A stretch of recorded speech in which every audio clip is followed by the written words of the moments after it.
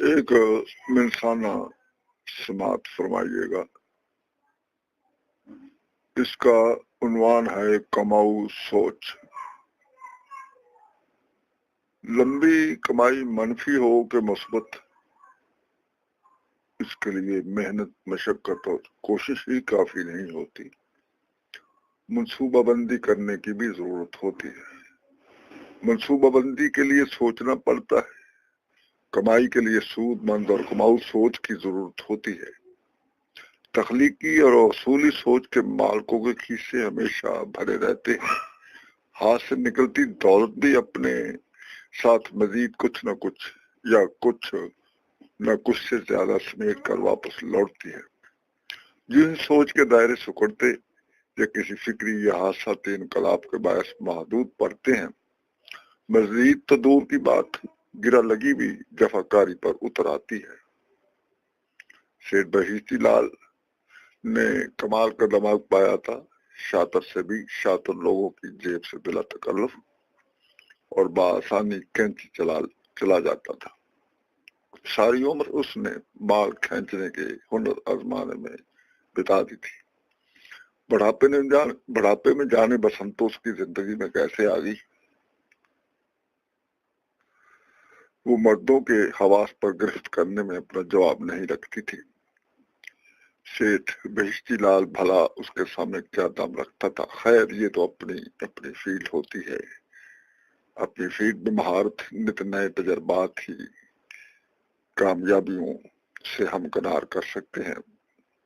شیخ جو کسی کو جوں مار کر نہیں دیتا تھا کہ پائی پائی کمال ہنر بندی سے بسنتوں نے ہتھیا لی.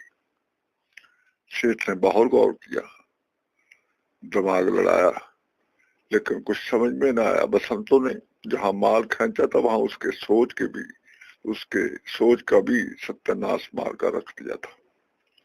پھر اس نے اخبار میں اشتہار دیا کہ ذہین اور ہوشیار ملازم کی ضرورت ہے.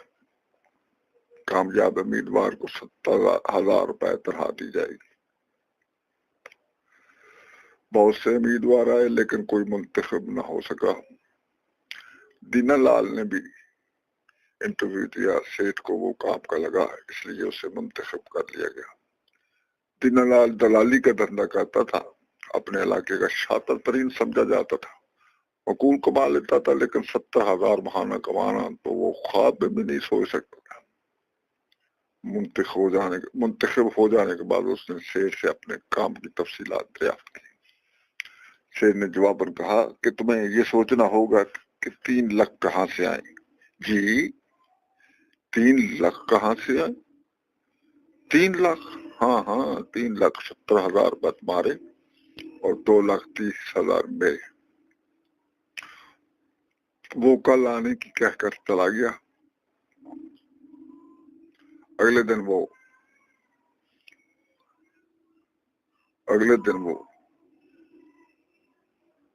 وقت پر آ گیا اور کہنے لگا آپ کی کمائی گاہ کافی بڑی ہے. پسند تو ایسی بہت سی پھول چڑیاں آئیں گی، بلکہ میں بقلم خود لا سکتا ہوں.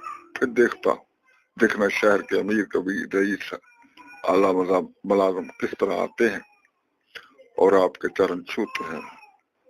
باقی گل بات خدمت اور دیکھ بھال کے لیے میں ہوں نا. شیخ کو اس کا مشورہ پسند آ گیا. انہوں نے کہا گل بات میں خود ہی کر لوں گا. تم مناسب اور صاف ستھرا مال لانا، دیکھ بھال کرنا اور ٹپ میں سے آدھا میرا ہوگا. تمہیں ماہانہ 70,000 ملتے رہیں گے. ٹپ پر تکرار ہوا اور پھر مکمکا ہو ہی گیا. کام چل نکلا. بڑے بڑے شورفا اور معزز بسنت و نواز اس حسن کا طواف کرنے لگے. مارو منال ہی ہاتھ نہ لگے. بڑی قلبیوں والے سلام دعا میں بھی داخل ہو گئے. شکریہ.